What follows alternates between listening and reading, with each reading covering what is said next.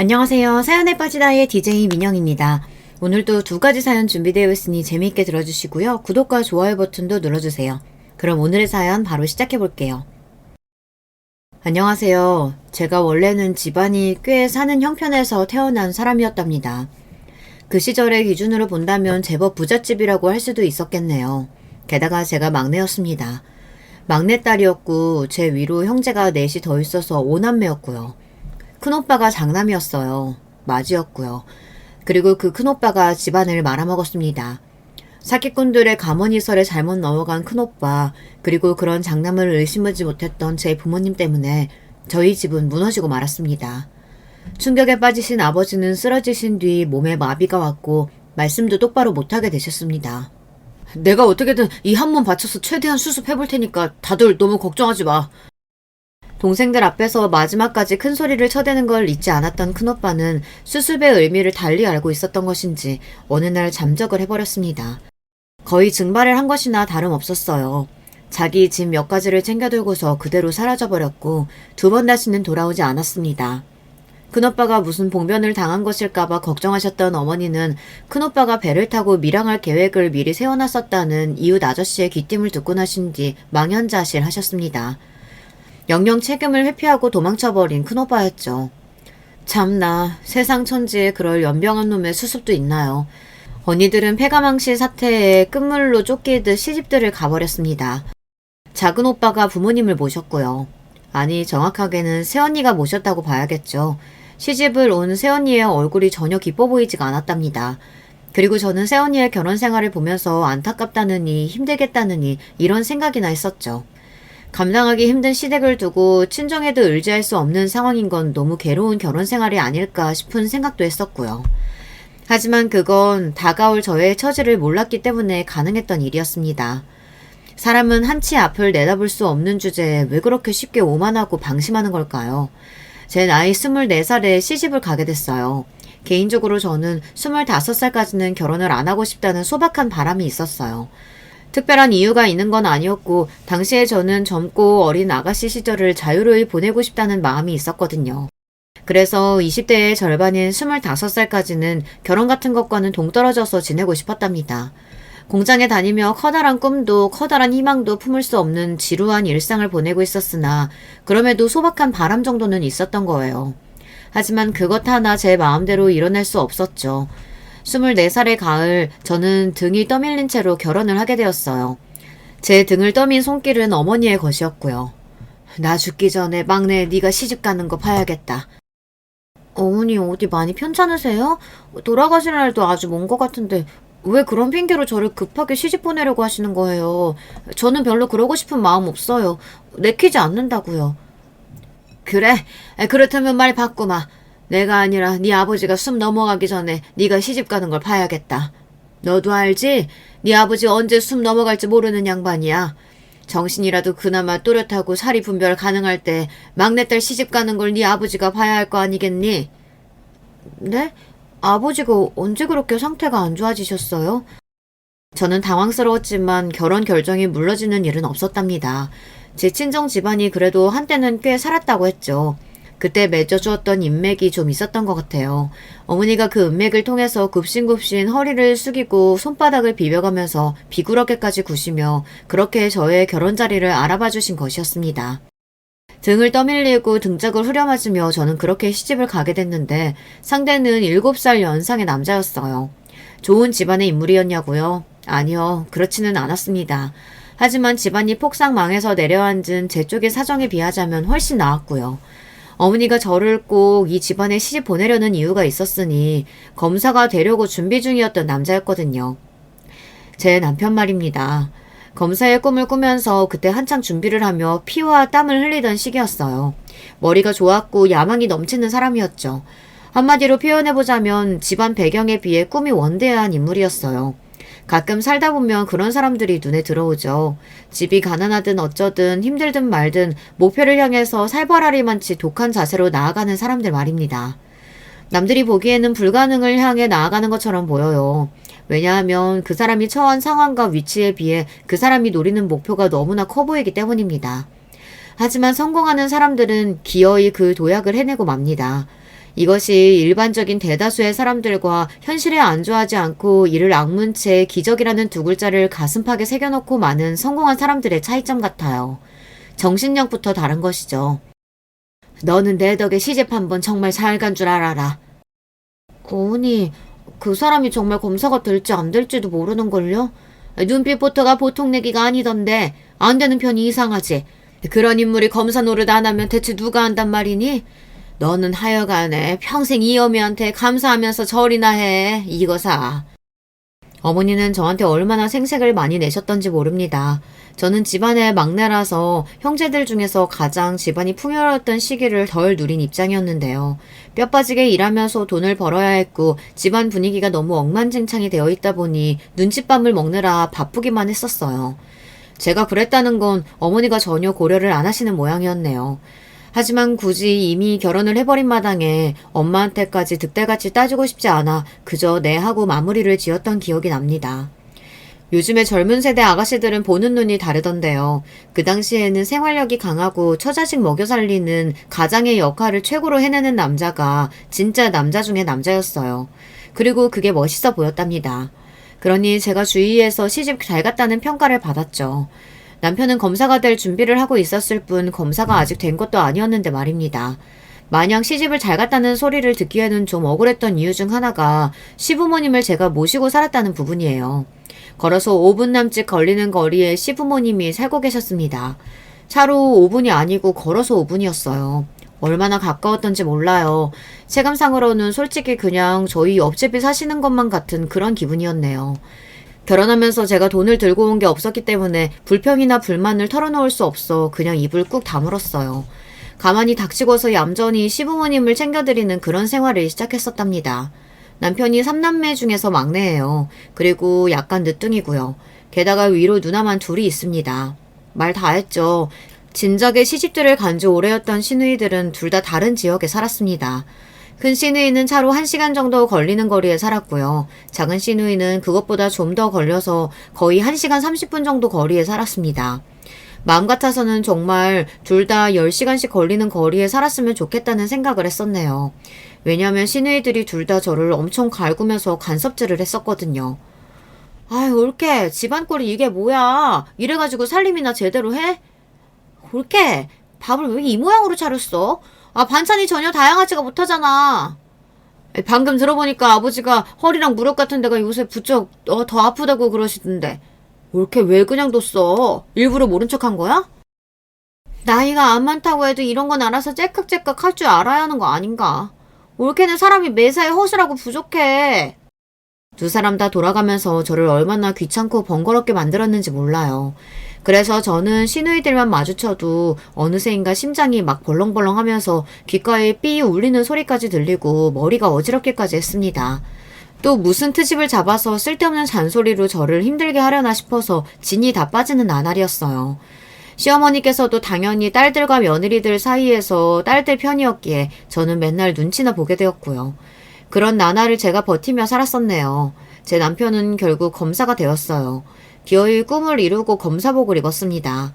대단하죠. 인간 승리였어요. 지금도 대한민국에서 검사라고 하면 진짜 대단한 사자 직업 중 대표적인 예시잖아요. 그 당시에는 지금보다 더 체감상 대단했다고 여겨지네요. 게다가 집안 배경, 인맥이라든지 뭐 그런 백 하나 없이 혼자서 일을 바드득 갈아가며 올라간 자리였으니까요. 보통의 머리와 끈기 그리고 열정이 아니었습니다. 남편이 검사가 되었으니 그러면 저는 이제 검사 아내였죠. 갑자기 졸지에 사모님 소리를 들으며 사는 팔자가 된 건가 싶어 어리둥절했습니다. 남편과 저는 극과 극 완전히 반대였어요. 남편이 검사가 되었다고 해서 제가 야심으로 눈을 빛내며 인생 역전을 외치는 일도 없었고 그저 머쓱해하며 참 잘된 일이라고 말하는 게 끝이었습니다. 모르겠어요. 제가 왜 그랬는지. 아마 저는 그 정도의 그릇이었나 봐요. 차라리 지금의 제가 그런 상황을 겪었다면 환호하면서 앞으로 어떻게 살아갈지 신나게 계획도 짜고 여러 가지 구상을 했을 텐데. 당시에 저는 그러지 못했죠. 배운 것도 할 줄 아는 것도 여러 방면에서 특출난 게 하나 없었어요. 그저 남편이 검사가 되었을 뿐이지 저라는 인간은 하나도 변함이 없다고 여겼었거든요. 자신감도 자존감도 없었던 저는 잘 되었다며 박수나 치는 것이 고작이었습니다. 저보다 오히려 친정 식구들이 신기해하면서 만세삼창을 했던 것 같네요. 참고로 남편이 검사가 되고 나서 2년 반이 지났을 때 아버지가 돌아가셨는데요. 이때 장례식장에서 검사 남편 덕택 좀 봤거든요. 저희 부모님의 오랜 지인분들께서 조문을 오셨다가 다들 화들짝 놀라셔서 선망의 눈빛으로 어머님을 쳐다보셨던 것만 보아도 분위기가 어땠는지 설명 다 했나 봅니다. 어머니는 결국 떠나보내신 아버지를 향한 슬픔보다 후레자식인 큰오빠를 향한 애증보다 막내 사위가 검사라는 사실이 너무 가슴 벅차고 행복할 수가 없어서 이게 꿈인지 생시인지 아직도 모르겠다는 그런 표정을 계속 짓고 계셨답니다. 네, 생각해보니 그런 순간들도 있었네요. 전부 지나간 추억이 되었습니다. 남편이 원래도 좀 까칠하고 예민했어요. 저는 그게 검사의 꿈을 이루고자 너무 신경을 쓰며 살다 보니 남편의 성격이 그런 줄로만 알았는데 그게 아니라 검사가 되고 나발이고 상관이 하등 없고 그냥 원래부터 성격이 더러웠더라고요. 당신은 이것 하나 제대로 알지 못해? 그럼 당신은 도대체 정확히 아는 게 뭐가 있어? 머릿속에 든 건 하나도 없어가지고 애들은 어떻게 키울래? 자식 교육이나 제대로 할 수 있겠어? 그런 양변이 결국에 검사라는 목표까지 이뤄냈으니 얼마나 기고만장해졌겠나요. 벼는 익을수록 고개를 숙인다고 하던데 제 남편은 전생에 벼와 원수라도 졌는지 벼처럼 굴면 큰일 나는 줄 알았습니다. 얼마나 오만하고 싸가지가 없던지요. 세상 사람이 어떻게 다 똑똑하고 영특하고 빠릿빠릿합니까? 모든 사람이 셈에 밝으며 암산도 잘할 리가 없잖아요. 그런데 남편은 본인이 머리가 워낙 잘 돌아가고 야망 또한 넘치며 미래지향적인 인물이다 보니 저처럼 어리숙한 사람을 못 견뎌 했어요. 세상에서 가장 한심한 생명체를 바라보듯 그런 눈길로 저를 쳐다보기 일쑤였습니다. 하늘 같으신 검사님이라고 하는데 바쁘다는 핑계로 집에 안 들어와도 제가 할 말이 없었죠. 차라리 그냥 안 들어오기만 하면 모르겠으나 아무 때나 나갔다가 아무 데나 들어왔어요. 그러면 꼭 저한테 한 소리 했습니다. 밥 차려 밥! 당신 이제 와요? 빨래만 마저 개고 얼른 밥 차릴게요. 마저 갠다고? 보니까 이제 막 개기 시작한 거잖아. 언제 다 개서 언제 밥 차릴 건데? 밥부터 차려놓고 빨래 개든지 해. 아니 그래도 빨래 개려고 지금 준비하고 자리에 앉은 건데.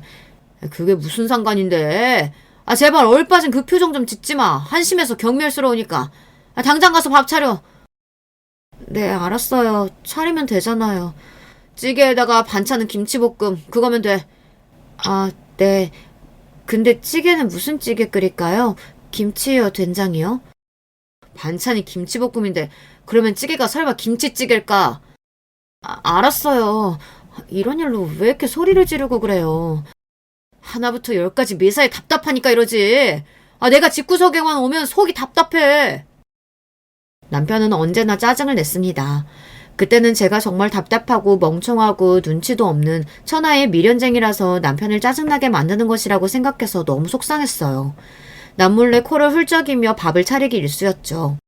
시간이 지나고 나서 그때를 가만히 돌이켜보면 제가 답답한 게 아니라 남편이 비정상적일 정도로 예민하고 걸핏하면 신경질을 내고 하나부터 열까지 본인의 말만 맞다고 생각하며 우겨대는 사람이었습니다. 하지만 당시에는 제가 그런 걸 따져볼 여력이 있나요?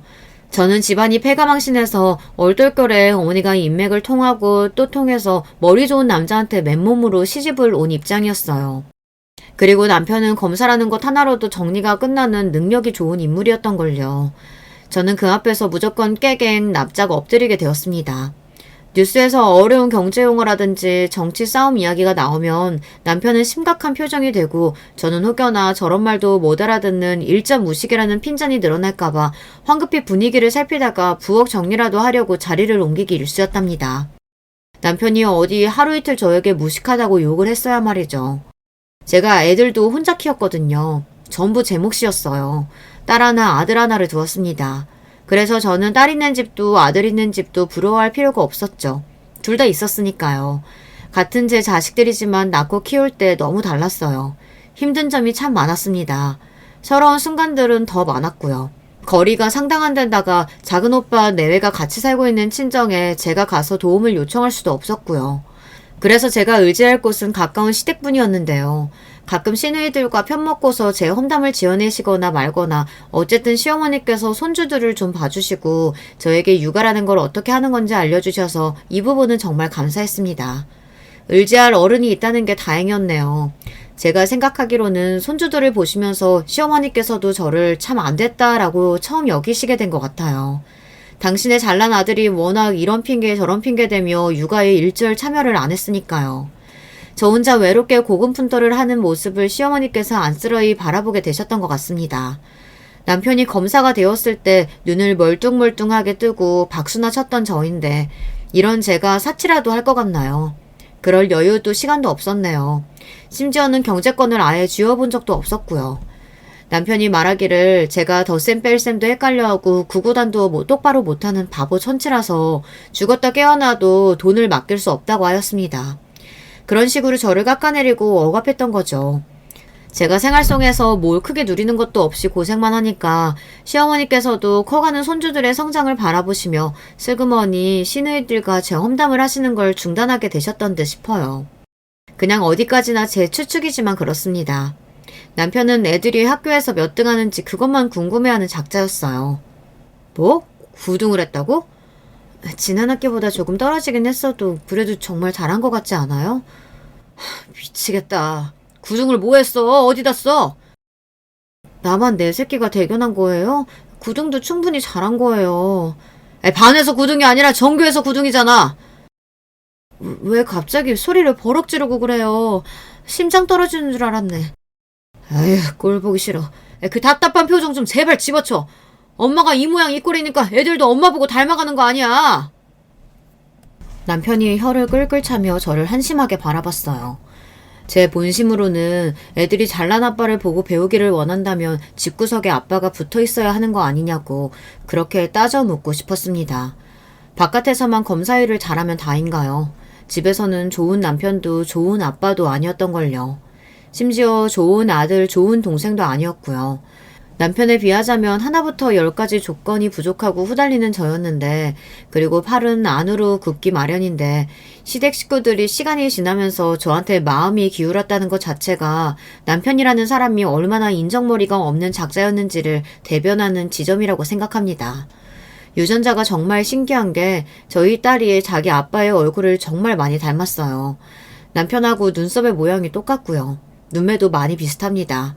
어렸을 때는 몰랐는데 자라고 나니까 코 모양도 닮았더라고요. 그런데 성격이 저를 닮았어요. 외모를 제외한 모든 것이 저와 너무 비슷했습니다. 나쁜 말로 표현해보자면 그러니까 맹하고 어리버리했다는 거죠. 그나마 공부 환경이 받쳐주고 지원이 빵빵하게 들어갔으니 저희 딸이 그럭저럭 학창시절에 성적을 냈던 것이지 그렇지 않았다면 성적은 바닥에 가까웠을 거예요. 공부머리가 썩 그렇게 있지 않은 편이었으며 더욱 중요한 건 기본적으로 그런 쪽에 흥미나 관심이 없었다는 것이죠. 공부를 열심히 해서 성공을 하고 이 다음에 큰 사람이 되고 사회적으로 무슨 일을 할 거고 뭐 이런 미래 계획이 저희 딸에게는 옛날부터 뚜렷하게 없었어요.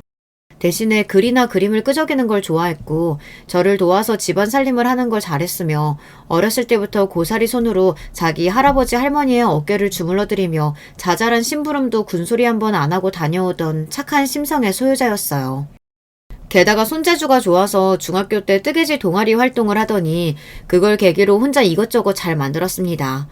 누가 가르쳐주고 그 밑에서 배운 것도 아닌데 혼자 그냥 목도리도 만들고 장갑도 만들더라고요. 그러더니 천으로 가방도 만들었고 심지어 나중에 보니까 귀걸이나 목걸이, 팔찌 같은 것도 혼자 만들어서 착용하고 다녔습니다. 대관절 그런 건 어디서 알아서 만들고 다니는 거냐고 했더니 취미가 있고 관심이 많아서 재료상에 직접 발품을 팔고 돌아다니면서 재료를 사다 디자인해서 만든 거라고 하더라고요.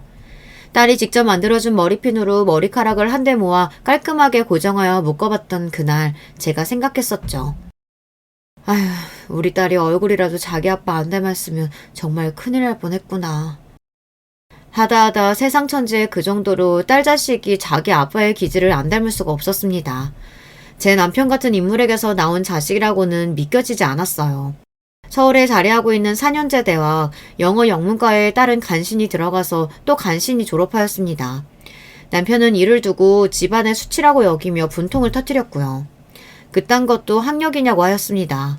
게다가 딸은 뚜렷한 장래희망 같은 것도 없었거든요. 욕심도 없었고요. 남편이 우라통을 터뜨리며 환장하다 못해 미치려고 하는 것도 어찌 보면 납작이 같습니다. 반면에 저희 아들 말인데요. 또 신기한 점이 저하고 생김새에서 닮은 점이 꽤 있습니다. 아들이 어렸을 때 저와 손을 잡고 길을 걸어가면 사람들이 애가 엄마를 많이 닮았네 라는 소리를 꼭 던졌습니다. 그런데 웃긴 게 뭔지 아시나요? 나머지는 저를 안 닮았다는 거예요. 아들이 학교에 들어가기 직전인 7살 무렵이었던가. 아무튼 그쯤 때부터 제 선에서 통제라는 게 안 되었어요. 고집불통이었고요. 무조건 자기 말이 맞다고 우겼어요. 맞든 틀리든 자꾸 자기 주장을 펼치고 그걸 밀고 나갔습니다. 성격은 다혈질이었어요. 울고불고 난리를 치며 깽판을 쳐놓는 일이 비일비재하였습니다. 그래놓고서 갑자기 5분도 안 지났을 때 차분하다 못해 냉정해진 모습으로 공부를 하고 책을 읽고 그런 모습을 보였습니다. 언제 지랄 발광을 했느냐는 듯 고요한 모습 말이죠. 제가 낳은 제 자식이지만 정말이지 적응하기가 힘들었답니다. 아들이지만 식은땀을 맨날 흘렸고 제가 쩔쩔매기 일쑤였어요. 온갖 지랄 난리쇼를 펼쳤다가 어느 순간 조용해져서 소설책을 읽기 시작하던 제 아들의 모습을 바라보며 시어머니께서는 이런 말씀을 남기셨었죠. 누가 보면 애한테 정신병이라도 있는 줄 알겠다. 죄송해요, 어머님. 제가 더 교육을 잘 시키고 잘 키우겠습니다. 네가 그런다고 애가 그걸 따라오겠니? 너만 질질 끌려갈 거야. 그래도 제가 애 엄마인데 노력을 해봐야죠. 아서라, 될 게 아니다. 에휴, 우리 손주 강아지가 친탁을 진하게 했네. 시어머니께서는 저희 아들이 친탁을 그냥 한 것도 아니고 안 좋은 부분만 쏙쏙 골라다가 친탁을 해버린 것 같다며 한숨을 쉬셨습니다. 한마디로 아빠와 아들이 서로 닮은 셈이라고 할 수 있었는데요. 그렇게 되면 좋은 게 아니었냐고요. 서로의 이해자가 있으니까 그래도 잘 된 게 아니었냐고요. 그런 식으로 추측하고 생각을 하실 수도 있겠죠. 하지만 여러분, 혹시 이게 뭔지 아시나요? 동족 혐오 말입니다. 스스로에 대한 자부심과 자긍심이 하늘을 찌르면서도 정작 자기 같은 사람을 마주하면 그게 너무 싫어서 상대를 배척하고 증오부터 하고 보는 그런 현상을 목격하시거나 겪어보신 일 있을까요? 저는 봤습니다. 그것도 아주 가까이서 봐왔습니다. 제 남편과 아들이 동족 혐오에 해당이 되었기 때문이에요. 남편은 자기 멋대로 왕처럼 군림해온 인물이었고 아들은 반항심으로 똘똘 뭉쳐서 자기 생각이 옳다고 무조건 주장하는 성격이었습니다. 둘이 얼마나 사이가 안 좋았는지 몰라요. 특히 아들이 사춘기 중학생 시절을 지나면서부터는 살얼음 판이었습니다. 제가 중재를 해보려고 해도 아무 소용이 없었어요. 애초에 제가 배우자로부터 최소한의 존중이나 배려를 받아본 적이 없었기 때문에 중재라는 걸 할 수 있는 위치에도 못 올라간다는 것을 그때쯤 깨달았습니다. 근데 나라는 사람이 이 집에서 하는 게 뭘까? 남편하고 자식들이고 전부 내가 그냥 챙겨주고 뒷바라지를 해주고 그럴 뿐이네. 시부모님까지 챙겨드리면서 나는 지난 세월 뭘 한 걸까? 그냥 그렇게만 살아왔을 뿐 나 자신을 위해서 온전한 취미생활이라도 한번 가져보지 못했어. 내 물건을 사기 위해 쇼핑이라도 한번 나가본 적이 있었나. 남편과 자식들 것만 챙기면서 살아왔지. 정작 내 물건 살 때는 1,000원이라는 가격도 아까워서 손을 덜덜 떨었고. 이게 내가 주인공인 내 인생이 맞나? 참으로 공교로운 일이었습니다. 남편과 아들이 서로 안 맞아서 으르렁거리다 못해 싸늘한 분위기를 풀풀 핑겨대는데 그 사이에서 저는 갈피를 입고 방황을 시작하고 있었어요. 처음부터 지금까지 혼자서만 잘 나온 검사 남편과 그런 남편을 닮은 기질을 보이며 막무가내인 아들. 두 사람 중에서 저의 만류가 통하는 쪽은 없었습니다. 만류가 뭔가요? 그 어떤 당부도 안 통했는걸요. 그걸 깨달은 이후부터 제가 어떻게 되었는가 하면요. 우울해졌습니다. 아무리 잘나지 못했어도 답답이에 못났다 하더라도 저 역시 사람이더라고요. 누군가의 아내, 누군가의 엄마이기 이전에 저라는 한 사람이더라고요.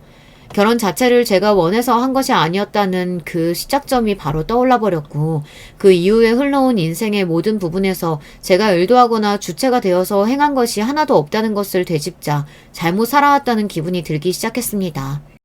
더욱 허무했던 것은 주변에서는 저를 두고 남편이 검사라서 좋겠다느니 땡 잡았다느니 하는 평가밖에 없었다는 사실입니다. 뭣도 아닌 제가 검사 남편을 만나서 팔자 좋게 사는 거라고 하였어요. 그런 소리를 예전에는 들어도 아무렇지 않았고 반박거리가 없다고만 여겼었는데 이제는 속에서 구역질이 올라올 것만 같았습니다. 제가 남편에게 말했어요. 힘들다고요. 이제는 정말 지친다고요. 그랬더니 남편이 저한테 뭐라고 했는 줄 아시나요? 웃기고 자빠졌네. 할 일이 없으니까 그딴 태평한 생각이 나는 거야. 집안 대청소라도 한 번 더 하든가. 도대체 당신은 자식 교육을 어떻게 시키는 거야? 하나는 멍청하게 칠레레 팔레레 거리고 있고, 다른 하나는 개차반으로 싸가지 없이 구면서 지 애비 머리 꼭대기 위에 앉으려고 하는데, 당신 때문에 자식 교육 다 망쳤어. 에휴, 정말 쓸모도 하나 없는 여자 같으니라고. 대체 뭐 하나라도 똑부러지게 해내는 꼴을 내가 본 적이 없다. 외사에 멍청하기만 하지. 저를 비웃었어요. 저의 아픔과 고민이 아무것도 아닌 것처럼 치부하였습니다. 상대할 가치도 없다는 듯이 굴었고요. 혀를 끌끌 차며 저를 지나쳐 방으로 들어간 남편이 밥이나 차리라고 소리를 질렀을 때 저는 제가 고작 밥 차리고 청소하는 게 전부인 존재로 살아온 것만 같아 모욕스럽기까지 했습니다. 며칠을 고민하다가 남편에게 부탁하듯이 선언했어요. 이혼하자고요. 이혼하고 싶다고요. 그랬더니 저를 정신병자 바라보듯 하였고 무시했습니다. 화병이 걸린 듯 가슴이 뻐근하던 와중에 시아버지께서 돌아가셨어요. 원래 지병이 좀 있으셨던 분이셨는데 돌아가신 건 심근경색으로 떠나셨습니다. 돌아가시기 몇 주 전부터 컨디션이 워낙 안 좋았기 때문에 시어머니를 포함하여 시댁 사람들은 제법 담담한 기색이었어요. 장례가 끝나고 며칠이 흐른 뒤 제가 이혼을 원한다는 뜻을 밝혔을 때는 다들 놀란 얼굴이 되었지만요. 지금까지 잘 참았으면 앞으로도 참으라며 저를 달래고 회유하는 것으로 입을 열었던 시댁 사람들이었고 그런 반응을 저는 예상했었습니다. 그래서 조용히 고개를 떨구었는데 잠시 후 시어머니께서 깜짝 놀랄 만한 소리를 하셨죠. 그래, 하고 싶으면 해라. 내가 낳고 키운 아들이라 세상에서 제일 잘 알면서도 그러면서 제일 잘 모르겠는 내 아들, 그런 내 아들 앞에서 내가 모처럼 어미 노릇 좀 해보마. 이혼하라고 내가 한번 설득해볼 테니까 그런 줄 알고 너도 이혼 준비 들어가라. 네? 그게 정말이세요? 어머님이 그렇게 도와주신다면 저야 감사한 일입니다. 하지만 혹시 왜 도와주시는지 여쭤볼 수 있을까요? 그 이유는 나뿐만 아니라 내 딸들도 똑같이 생각하고 있을 거야. 시어머니께서는 단지 그렇게 말씀하시며 씁쓸하게 시누이들을 눈짓하실 뿐이었습니다. 시누이들도 동의한다는 표정이었고 지난 세월 동안 제가 너무 수동적으로 가정 외에는 아무것도 없던 삶을 살아온 것을 지켜봐왔기에 이제는 제가 다른 인생을 살아보기를 원한다고 말했습니다. 시어머니와 시누이들 때문에 정말 미치게 힘들었을 때도 있었는데 세월이 다 지나보니 그런 과거가 좋은 결과로 돌아오기도 한다는 생각이 들어 피식 웃음이 나더라고요. 이렇게 개운한 웃음을 지어본 게 아가씨 시절 말고는 없었다는 기분이 들었습니다.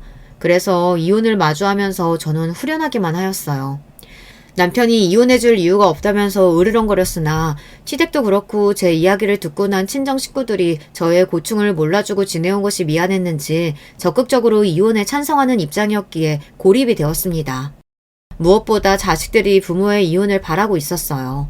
저를 닮은 딸은 제가 자유로운 일상을 보내길 원했기 때문에 이혼을 찬성했을 걸 예상했으나 아들이 의외였죠. 힘들게 소가리하면서도 키워낸 보람이 있다고 여겼네요. 그 덕에 남편과 이혼할 수 있었어요. 당신 분명히 후회할 거야. 다시 받아달라고 나한테 싹싹 빌게 되겠지. 남편은 자신만만하게 외쳤고 저는 대답 없이 그저 웃고 말았습니다. 야망이 없는 딸은 자기 아빠를 이제 안 보고 살아도 되고 집안의 수치라는 소리를 안 들어도 된다는 사실에 무척 해방감을 느끼는 모습이었어요. 아등바등하면서 살지 않아도 되도록 그저 하고 싶은 거 하면서 적당히 직장을 다녀도 되도록 저는 그렇게 딸을 지원해주면서 지냈습니다.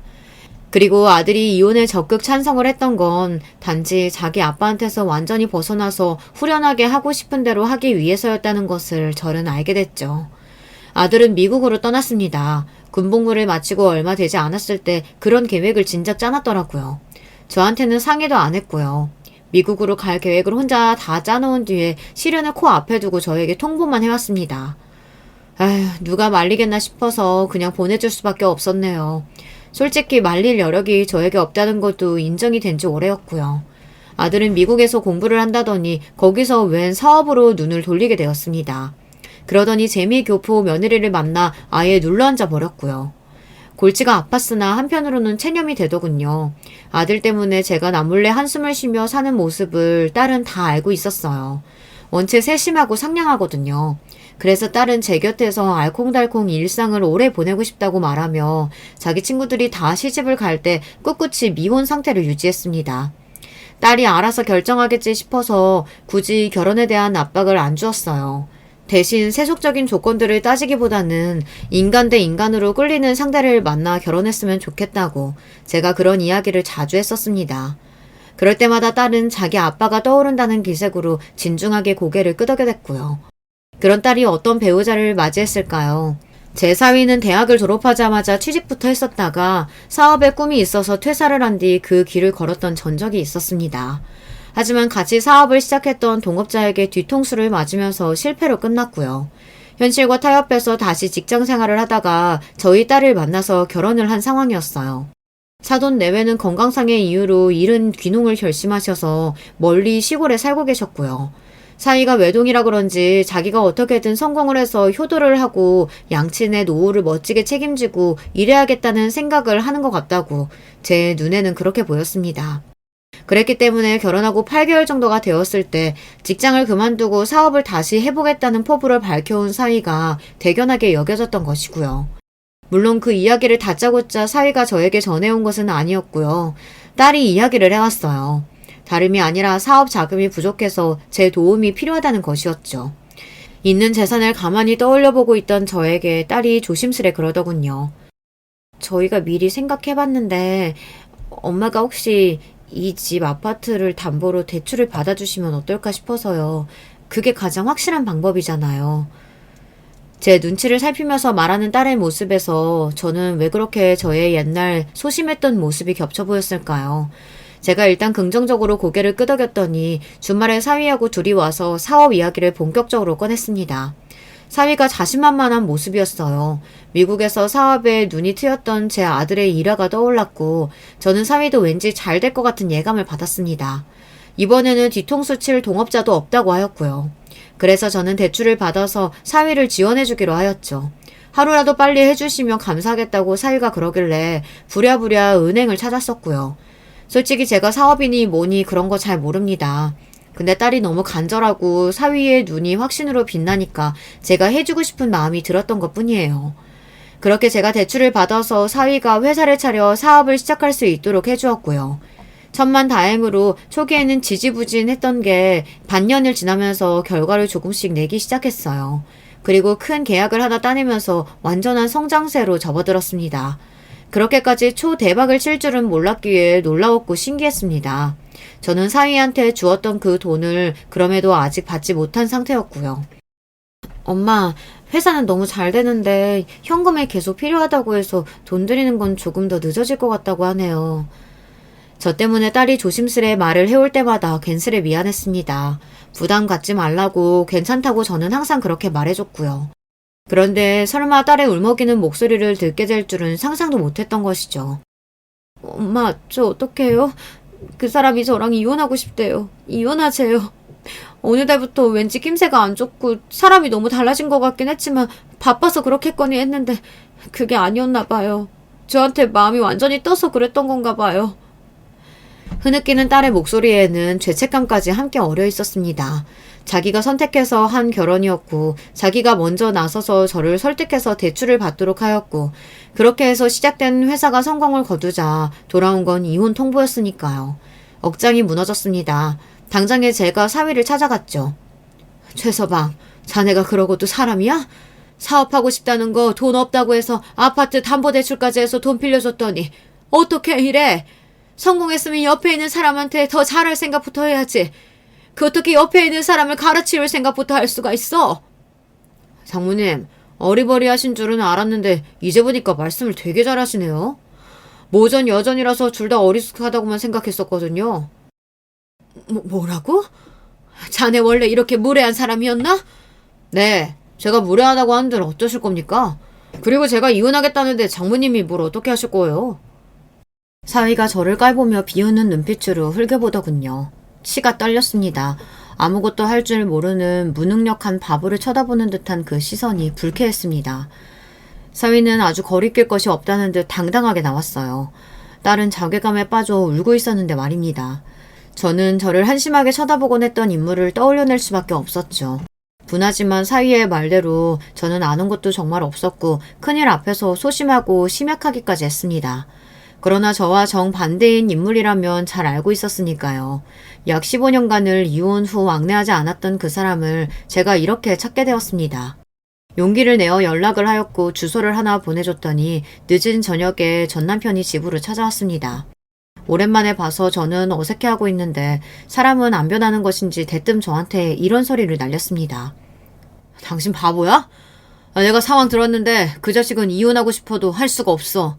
이혼 사유가 없는데 뭔 놈의 이혼이야. 그 자식이 처가 도움으로 성공한 거잖아. 우리 딸이 재산 증식에 기여했으니 이혼하게 되면 재산 분할 많이 받을 수 있어. 이걸 알면 그 자식이 이혼 안 하지. 정말 모르고서 내지른 것이거나 아니면 처가를 완전 바보로 취급하고 도박 한번 걸어본 거야. 전 남편의 말에 심장이 철렁 내려앉았는데 그래도 안심이 되는 내용이라 다행이었습니다. 단호하게 확신에 차 있는 전 남편의 태도를 보니 솔직한 감상을 밝히자면 그 순간에는 그 모습이 그렇게나 믿음직스러울 수가 없더군요. 제가 몸을 떨며 한숨을 쉬자 전 남편이 혀를 끌끌 차며 말을 이어갔습니다. 사내놈이 돈맛과 성공맛 본 뒤에 자기 옆에 있는 여자 버린다. 열에 아홉은 새로운 여자 생긴 거야. 그 자식이 아주 쥐가 구린 자식이라고. 외도 증거부터 수집 들어가서 완벽한 승계를 잡아야 돼. 뭐예요? 최소한 그놈이 바람까지? 그건 생각도 못 해본 일인데. 아니 세상에 어떻게 그런 추잡스러운 일이. 저는 참담해졌고 그런 저를 바라보는 전 남편은 사람이 왜 이렇게 순진하고 안일하냐며 툴툴거렸습니다. 딸 생각에 마음이 아프고 속상한 제가 열받아서 전 남편을 확 째려봤죠. 이혼하기 전에 결혼 생활까지 다 통틀어서 애들 아빠를 제가 힘껏 째려본 것은 그때가 처음이었어요. 그러자 전 남편이 머쓱해하며 먼저 꼬랑지를 말더군요. 그래서 저는 왠지 통쾌한 기분이 들었답니다. 사이놈의 미친 만행 때문에 눈앞이 깜깜해졌고 앞으로 어쩌면 좋을까 싶었던 게 어느새 꿈만 같아졌습니다. 전 남편 덕분에 현실의 상황이 완전히 뒤바뀌어 버렸기 때문이에요. 딸은 정신을 다잡고서 상심에 빠져 어쩔 줄 몰라 하는 척 연기를 하며 사위의 외도 증거를 수집하였습니다. 딸을 얼마나 만만하게 봤으면 외도 증거를 철저히 숨기지도 않았더라고요. 저희 모녀를 비웃어 왔겠죠. 호구 집안을 잘 물어서 회사 잘 차리고 성공해서 이제 새 여자로 갈아타면 그만이라고. 아주 이런 생각에 즐거워했을 거예요. 제가 대출을 받아서 내어줬던 돈이나 기껏 뒤탈이 없기를 바라며 선심 쓰듯 다시 내어주면 그걸로 이혼할 때 들어가는 비용은 끝이라고 여겼을 것이고요. 그러나 어림도 없는 이야기였습니다. 내가 잘못했어. 내가 미쳤었나 봐. 정신이 나가서 그랬던 거야. 지금은 반성하고 있어. 뉘우치고 있으니까 제발 딱 한 번만 용서해주면 안 될까? 얼마 후 사위는 제 딸 앞에서 무릎까지 꿇은 채 싹싹 빌었답니다. 온순하고 정이 많은 제 딸은 그런 순간에도 부드러운 미소를 짓고 있었다고 하더군요. 그러나 그 안에 든 결심은 아주 날카로운 것이었어요. 내가 왜? 당신은 나를 함부로 여기고 배신하고 버릴 작정을 그렇게나 쉽게 했는데 내가 왜 그걸 다 겪고도 당신을 용서하고 받아줘야 돼? 나를 바보로 하는 거야? 내가 아직도 그렇게 만만한가 봐? 아니야. 그런 거 절대로 아니야. 나는 당신 만만하게 생각 안 해. 그러니까 내가 지금 이렇게 납작 엎드려서 비는 거잖아. 가진 거 잃은 거 다 잃고 패가망신 당하는 게 두려우니까 비는 것뿐이잖아. 그러길래 누울 자리를 보고 나서 다리를 뻗든가 했었어야지. 우리 아빠가 검사 출신인 거 알고 있었음에도 마음껏 까불고 날뛴 그 용기가 정말로 가상하다. 제가 이혼을 결심하고 결국 해내었던 것처럼 저를 닮은 딸에게도 그런 단호한 구석이 있었던 건가 봐요. 사위가 눈물까지 보이며 빌었다고 하는데 딸은 꿈쩍하지 않았습니다. 외도의 증거를 비롯해서 딸이 사위를 무너뜨릴 카드를 너무 많이 쥐고 있었죠. 딸은 행복하지 않은 결혼 생활을 끝내고 싶다고 하였고 그래서 이혼으로 갈 수 있도록 전 남편이 많은 도움을 주었습니다. 사이놈한테서 재산을 엄청나게 많은 비율로 가져올 수 있었고요. 알고 보니까 사업자 계약을 맺은 쪽과 상간녀가 관련이 있었더라고요. 불륜이 들통나서 소문이 퍼지고 상황이 어려워진 상간녀 쪽에서 손해를 보더라도 막무가내로 계약을 깨버렸고 사위놈은 무너질 수밖에 없었습니다. 이혼당하는 과정에서 많이 잃은 것도 모자라 이혼 후 사업장마저 순차적으로 무너지고 있었으니 정신력이 남아나지 않았나 보더라고요. 결국 회사를 접더라고요. 양친이 있는 시골로 도망치듯 내려가 버렸다는 후문을 접할 수 있었어요. 아유, 그런 놈도 자식이라고 내치지 못하고 받아줄 그분들을 떠올르니 한숨이 나왔답니다. 딸은 이혼 후에 이전보다 더욱 단단해진 모습이었어요. 의기소침해 할까봐 걱정했는데 기우였습니다. 이제라도 손재주를 살려서 수제품을 만들고 디자인하는 일을 새롭게 시작해보고 싶다고 하였어요. 그리고 적성을 따라서 새로이 일을 하게 된 딸의 얼굴은 그 어느 때보다도 밝게 빛났답니다. 그런 딸의 모습을 흐뭇하게 바라보는 건 저뿐만이 아니었어요. 전 남편 또한 딸의 길을 응원하더라고요. 남들 눈에 번듯해 보이고 그럴싸한 직장이 아니면 어때? 자기가 하고 싶은 거, 좋아하는 거 하면서 사는 것도 나쁘지 않지. 혹시 어디 아파요? 죽을 병 걸렸어요? 당신 입에서 나올 소리가 아닌데. 이 사람아, 나도 이제 많이 바뀌었어. 내 고집대로만 나 잘난 맛에만 사는 거 능사가 아니란 것쯤은 알아. 밖에서만 잘한다고 해도 소용이 있는 게 아니고 내 가족에게도 잘해야 한다는 사실 깨닫는 중이기도 하고. 당신이 아픈 게 아니라면 혹시 해가 내일은 서쪽에서 뜨려나? 암만 해도 이상한데. 이상하다고 해도 별 수 없어. 이게 지금의 내 모습인 걸 어떡하나. 그리고 나는 이참에 솔직하게 속내 밝혀보자면 당신하고 이혼하고 나서 후회했어. 시간이 지날수록 후회라는 게 더욱 짙어졌고 이 죽일 놈의 자존심 때문에 당신한테 먼저 손 내밀지 못한 거야. 당신은 나 없어도 너무 잘 사는 모양인데 나만 혼자 일어나 싶어서 섣불리 다가가기도 어려웠고. 저는 제가 꿈을 꾸나 싶었습니다. 이 인간 입에서 나온 소리가 맞나 싶었는데 이게 정말로 현실이더라고요. 안 믿겨서 한참 헛웃음을 토해냈던 것 같아요. 저절로 고개가 절레절레 지어지더군요. 그걸 거절의 뜻으로 알았는지 남편이 깜짝 놀라면서 어쩔 줄 몰라 했습니다. 드디어 제가 이 남자 앞에서 우위를 점했다는 걸 깨달았죠. 처음으로 갑의 위치에 서게 되었습니다. 그리고 저는 이걸 오랫도록 만끽해볼 참이에요. 이 정도 유세는 부려도 되지 않겠나 싶었고요. 당신 앞으로 하는 거 봐서 마음 정하든지 말든지 그렇게 할게요. 정말이야? 고마워. 내가 앞으로 열심히 노력해볼게. 항상 저를 한심하게 낮잡아봤던 남자의 변화가 안 반가웠다면 거짓말이겠죠. 저희 두 사람이 이런 상황에 놓였다는 것을 알고는 딸이 무척 기뻐했습니다. 딸이 그러더라고요. 나이가 들면서 자기도 아빠를 점차 속으로 이해하게 되었고 자기도 어쩌면 부족한 점이 많은 자식이었을 수도 있다는 생각이 들어 아쉬운 부분이 많았다고요. 그리고 소식을 접한 아들은 아주 의외의 말을 해왔습니다. 자기가 아직도 한국에 나가서 살 생각이 없으니까 혹시 저보고 미국에 들어와서 지내지 않겠냐는 것이었어요. 제가 영어는 헬로우 땡큐 정도밖에 못하는데 무슨 미국에 가서 지내겠어요. 말도 안 되는 것 같아 그냥 웃었는데 아들이 무척 아쉬워했습니다. 엄마 혼자 와서 지내기 어려우시고 어색하실 것 같으면 아빠하고 같이 오시던가요. 뭐? 너 지금 아빠라고 그런 거야? 왜요? 두 분 어쩌면 다시 잘해보실 수도 있다면서요.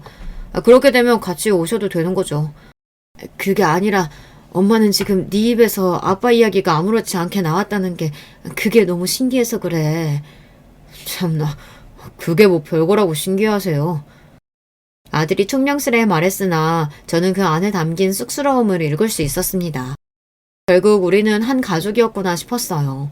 한 가족이지만 서로의 달리기 속도가 천차만별이라서 도중에 모두가 함께일 수 없었고 맞춰갈 수 없었을 뿐이죠. 그러나 속도만 각자 다를 뿐 완주를 해낸 시점에서는 결국 한자리에 모이게 되는 게 가족이니까요. 결국 우리는 하나니까요.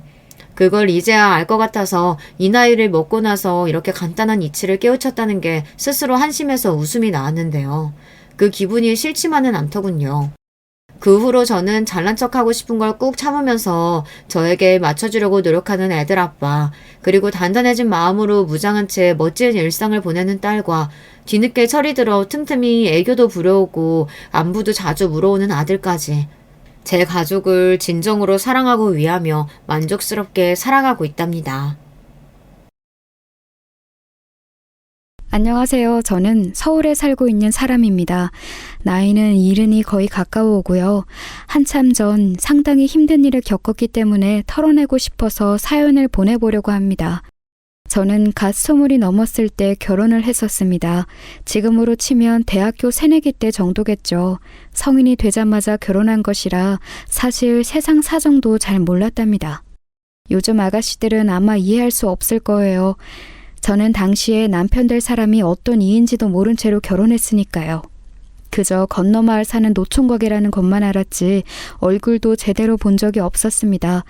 도시도 아니고 촌에 살았기 때문에 어른들이 중매 서주는 것만 믿고 결혼할 수밖에 없었어요. 저희 부모님이 경제력이 좋지 않은 편이어서 먹고 살기가 빠듯했기 때문에 저는 당시 노총각한테 거의 팔려가듯이 시집을 가야 했습니다. 집안에 있는 딸 하나를 시집 보내면 먹는 입도 하나 줄어들고 게다가 남편 집에서 저희 친정 쪽에 쌀은 몇 가마니 실어다 줬다고 하더라고요. 뭐 그렇다고 정말 인신매매 하듯이 팔려간 것은 아니고 그냥 딸을 시집 보내줬다는 감사의 표시로 살해를 한 것 정도이긴 했습니다. 그래도 지금 개념에서 보자면 당황스러운 것은 마찬가지일 거예요. 친정의 건너 마을에 살던 시댁은 그래도 저희 친정보다는 훨씬 사정이 나았습니다. 굉장히 가난한 마을이던 그 근방촌에서는 나름 돈 좀 있다고 이름이 난 집이었으니까요. 그런데 제 남편 될 사람은 그 집안에서 좀 골칫덩이였지요. 둘째 아들이었는데 착실했던 시아주버님과는 다르게 사람이 기질이 좀 거칠었어요. 여기저기 가서 사고치고 다니고 일을 할 생각도 하지 않고 돌아다녀서 노총각이 될 때까지 결혼도 하지 않고 있었던 거였죠. 그런데 나이 30이 되던 해에 무슨 바람이 불었는지 시어머니의 결혼하라는 말에 하겠다고 대답을 했고 그 김에 급한 대로 가난한 저희 집에 정년기의 여자아이가 있다는 소문을 듣고서는 신부로 데려온 거였어요. 저하고 남편은 그러니까 10살 차이였습니다. 지금은 나이 차이가 너무 많이 난다고 뭐라고 할지도 모르지만 당시에는 10살 차이 정도는 꽤 많기는 했어요. 젊고 어린 신부들 가난한 집에서 데려다가 마을 노총각들한테 짝지어주는 일이 그렇게 드물지 않을 때라서 말이에요.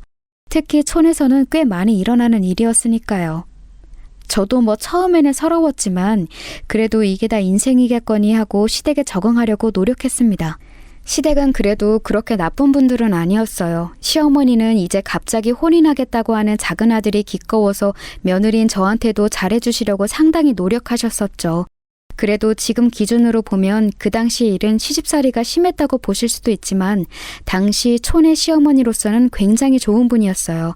보통 당시 밥을 먹을 때 남자들이 큰 상에 모여 앉아서 먹고 여자들은 뒤로 빠져서 작은 상에 앉아 먹었는데 작은 며느리이자 집안 막내인 저는 상에 밥도 올려놓지 못하고 그냥 바닥에 놓고 먹어야 했거든요. 그런데 시어머니가 그거 불쌍하다고 제 밥그릇을 위해서 작은 상을 조금 큰 것으로 바꾸어서 같이 앉아서 먹을 수가 있었죠. 바닥에 놓고 혼자 밥을 먹으면 남은 반찬 한두 가지 놓고서 그거에만 먹어야 하는데 작은 상에서 같이 먹으면 그래도 여러 가지 반찬을 먹을 수 있었거든요. 게다가 작은 며느리이니 이전 식사에서 남은 찬밥이나 누룽지를 먹었어야 했지만 시어머니가 일부러 따뜻한 밥으로 바꿔주시기도 했고요. 얼마나 감사했는지 몰라요. 시아버지는 엄격하고 가부장적인 분이어서 좀 무서웠지만 그래도 시어머니 덕분에 제가 살 수 있었죠. 남편도 생각했던 것보다 무척 좋았어요. 나이 차이가 10살이나 나다 보니 처음 제 얼굴을 보고서 한 말이 아이고 애기네 였었죠. 사실 30살짜리 총각이 20살짜리 여자아이를 봤으니 얼마나 어려 보였겠어요. 아직 젖살도 안 빠진 나이잖아요. 너무 어리다고 생각해서인지 남편은 저한테 무뚝뚝해도 이것저것 신경 써주는 게 있었죠. 밖에 나가서 놀다 들어올 때 자기가 먹던 간식 하나라도 들고 들어와서 저한테 준다든가 읍내 나가서 술 마시다가 예쁜 색깔 목도리라도 있으면 그거 하나 사들고 들어와서 저한테 준다든가 하는 식으로요. 시집살이가 고되지 않았다는 건 아니에요. 지금과는 달리 당시에는 시댁에 층층 시아 어르신들이 정말로 많았어요. 시조모, 시조부에 시외 삼촌들까지 다 모시고 살았었죠. 대부분이 다 엄하고 무서운 어르신분들이라서 숨도 못 쉴 정도였어요. 그래도 가장 무서워해하는 시어머니가 제 방패 역할을 해주셨고 남편도 저를 도와주면서 신경을 써주었으니 그 어린 나이에도 어쨌거나 저쨌거나 살 수가 있었던 거였죠. 사실 촌에서 그 시절에 가난한 집에서 태어났던 것에 비하면 시집을 아주 잘 간 거였어요. 처음에야 팔려가는 기분이라 싱숭생숭했지만 나중에 같은 나이 같은 마을 친구들을 보니 제가 얼마나 팔자가 좋았는지를 알겠더라고요. 시댁도 엉망이라 평생 시골에 박혀서 고생한 친구들이 참 많거든요. 처음에는 남편이 신혼이라 그런지 결혼 생활에 참 충실했어요. 집에도 항상 빨리 들어왔고 집안 어른들한테 행패를 부리지도 않았죠. 총각 시절에는 마을에서 싸움도 많이 하고 술도 그리 많이 마셨다는데 제가 각 결혼했을 때는 믿어지지 않을 정도였어요. 저한테만은 무뚝뚝해도 세상 없이 신경 써주는 사람이었으니까요. 그런데 이제 결혼 생활이 1년이 지나고 2년이 지나니까 남편이 좀 실증이 나는 것 같더라고요. 저한테 이 시골 지겹지 않냐고, 혹시 같이 도시 나가 살 생각 없냐고 물었어요. 저는 아무것도 모르던 시절이었기 때문에 당연히 도시라고 하면 그냥 좋다고 여길 뿐이었죠. 그 당시에는 마을 전체에 TV가 2대밖에 없던 시절이었거든요. 그중 하나가 저희 시댁에 있었는데 시조부님 방에 있어서 저는 어쩌다 한번 가족들이 다 시조부님 방에 모여 인사드릴 때 화면을 보는 정도였어요. 그럴 때 화면에서 간혹 도시 풍경이 나오면 가슴이 뛰었었지요. 아직 어린 나이라서 더 넓은 세상으로 직접 나갈 생각은 꿈도 꾸지 못했지만요. 그런데 남편이 혹시 도시 나가서 살 생각 없냐고 하니까 저는 당연히 좋을 수밖에요. 남편은 저를 꼬드겨서 도시로 이사해서 살고 싶다, 독립하고 싶다고 말하도록 설득했어요. 남편이 먼저 시어머니와 시아버지에게 말했고 시어머니가 나중에 저한테 의향을 물으셨을 때 저도 나가고 싶다고 대답했죠. 사실 이 일로 시부모님도 근심이 많으셨다고 해요. 아직 남봉꾼에서 벗어난 지 얼마 되지도 않은 아들과 결혼한 지 몇 년 되지 않은 새 며느리를 밖으로 독립시키는 것이 맞냐는 거였죠. 사실 좀 무리한 일이기는 했어요. 남편은 도시에 나가서 대체 무슨 일을 해서 저를 벌어먹여 살릴지 아무런 생각이 없었거든요. 그저 도시로 나가서 밤 늦게까지 화려한 술집에서 술을 먹고 떠들면서 놀 생각에만 들떠 있었죠. 아마 거기에는 도시의 예쁜 여자들과 놀아날 생각도 많이 있었을 거예요. 하지만 시댁의 경제 사정이 괜찮다고는 해도 어디까지나 그 촌마을 수준에서였지 도시로 나가면 완전히 이야기가 달라지잖아요. 게다가 그 당시 시조부 건강이 안 좋으셔서 병원에 가셔야 했기 때문에 병원비도 많이 들고 있었죠. 집안 분위기가 심란한 와중에 막내 내외둘이 그런 소리를 하니 당연히 시부모님도 갑갑하실 수밖에요. 그런데 결국 남편이 이겼어요. 남편은 고집을 부려서 결국 도시로 이사 나가는 것을 허락받았고 시부모님은 밭을 조금 팔아서 저희 집 자금을 내주셨지요. 둘째이긴 해도 시어머니가 남편을 정말 많이 예뻐하셨으니 금쪽 같은 아들이 남의 집을 빌려서 사는 게 영 싫으셨던 모양이더라고요. 시아버지도 남자가 그래도 자기 집에서 살아야지 남의 집에 새들어서 사는 거 아니라고 주장하셨었고요. 덕분에 저희는 처음부터 고생하지 않고 도시에 작지만 저희 소유인 집을 하나 가지고서 올라갈 수 있게 되었죠. 그 당시 서울 외곽 부근이라 집값이 정말 싸긴 했는데 그래도 촌하고 비교할 수는 없었어요. 서울로 올라오고 나서 바로는 남편이 무척 행복한 것 같더라고요. 물론 얼른 직장을 잡아 너를 먹여 살리겠노라고 호언장담도 여러 번이었어요. 자기는 똑똑하기 때문에 어디든 이력서만 들이밀면 모셔갈 직장이 여기저기 널렸을 거라고 생각하고 있었죠. 무슨 자신감이었는지는 지금도 모르겠지만 당시 저는 남편이 정말 하늘 같은 지압이었기 때문에 당연히 그의 말대로 세상사가 모두 돌아갈 거라고 생각했어요. 20대 초반 그 시골에서만 자란 여자애가 뭘 알았겠어요. 더 넓은 세상을 잘 아는 남편이 다 알아서 하겠거니 나는 지금까지처럼 얌전히 집안에서 살림하며 살면 행복하게 평생 잘 살겠거니 한 거였죠. 그런데 당연히 이게 잘 될 리가 없었죠. 사실 그때는 지금하고는 달리 한국이 막 발전하던 경쟁 성장기였기 때문에 여기저기 일자리는 참 많았어요. 나중에 보니까 정말 못 배운 친구들도 공장이며 어디며 취직 다 해서 잘 벌어먹고 살았더라고요. 나중에 자리 잡아서 아예 중상충이 된 친구들도 있었고요. 남편도 신체 건강한 젊은 남자였으니 어디 가서 취직 못할 일은 없었죠. 하지만 문제가 남편이 그런 일을 하기 싫어했다는 거였어요. 남편은 어디 편한 자리에서 서류 업무나 하는 그런 일을 바라고 공장 일은 말만 꺼내도 싫어했죠. 하지만 고등학교도 간신히 졸업한 남편을 어디 그런 일자리에서 써주겠어요? 그 나이까지 아무런 이력도 없는 사람을 말이에요. 게다가 남편은 편한 일자리에서 높은 봉급을 바라고 있었고 심지어 어디 일자리에 취직했다가도 불성실해서 쫓겨나기도 했어요. 그럴 때마다 남편은 화를 내면서 자기 값어치를 사람들이 못 알아준다면서 열변을 토하고는 했죠. 어리던 저는 남편의 말이 다 맞다고 여기면서 왜 도시 사람들은 이렇게 각박하고 남편을 못 알아줄까 했었고요. 얼마나 어리석었는지 그렇게 시간이 흐르면서 점점 더 돈이 없어지기 시작했죠. 생활은 해야 하는데 들어오는 돈은 없으니 당연하잖아요. 게다가 남편은 그 지경이 되어서도 술 마시는 걸 놓지 못했거든요. 물론 시댁에서는 용돈을 보내주셨어요. 하지만 시댁도 슬슬 시조부의 병환이 심상치 않아지면서 여유가 없어졌고 저희한테 계속 돈을 주실 수가 없게 되었죠. 게다가 시아주버님이 이제 저희는 독립했으니 돈 보내지 말라고 하셨던 모양이더라고요. 사실 지금 와서 생각해보면 너무 당연해요. 시아주버님은 장남으로 이제 시부모님까지 모시면서 시댁을 부양해야 하는데 여윳돈이 계속해서 독립한 둘째 내로 흘러들어가 버리면 그만큼 시댁에는 여유가 없어지는 거니까요. 집안 책임지는 사람으로서는 당연히 막을 수밖에 없었죠. 하지만 당시 저와 남편은 그런 시아주버님의 태도에 아주 분개했답니다. 저희의 유일한 돈줄이 시댁이었는데 그 돈마저 빼앗아 간다고요. 어차피 유산도 상속받을 사람은 시아주버님인데 그 정도 작은 돈마저 주지 않으려 한다고 남편이 정말 엄청나게 화를 냈었죠. 지금 생각하면 아마 그 돈이 없으면 당장 다음 달 생활비부터 빵꾸가 나가 생겼으니 그렇게 화를 냈던 것 같아요. 하지만 뭐 돈이 없으면 결국 벌게 되어 있죠. 남편은 억지로 공장에 취업을 했습니다. 그렇지 않으면 아예 생으로 굶게 생겼으니 어쩔 도리가 없었죠. 하필이면 제가 또 임신을 하게 되어서 남편은 자기 아이가 태어난다는 소식까지 듣고서는 뭐 일을 안 할 도리가 없었어요. 남편이 취직을 하고서 집안 분위기는 살벌해졌어요. 저는 시댁이 있을 때와는 다르게 무척 예민하고 신경질적이 된 남편이 무서워서 제대로 말도 하지 못했고 남편은 퇴근해서 올 때마다 제 얼굴도 보지 않고 곧장 방으로 들어가 버렸고요. 차라리 시댁에 있을 때가 훨씬 행복했던 거였죠. 시댁에 있을 때는 다음 달 생활비 걱정 같은 걸 제가 할 필요도 없었고 집안 시댁 어르신들이 엄하다 하셔도 시어머니가 저를 살뜰히 살펴주셨으니까요. 마음만은 편했던 남편도 제게 훨씬 부드러웠고 하지만 도시로 살림살이를 옮기고 나서 그 후로는 단 한순간도 편하게 지내본 날이 없었답니다.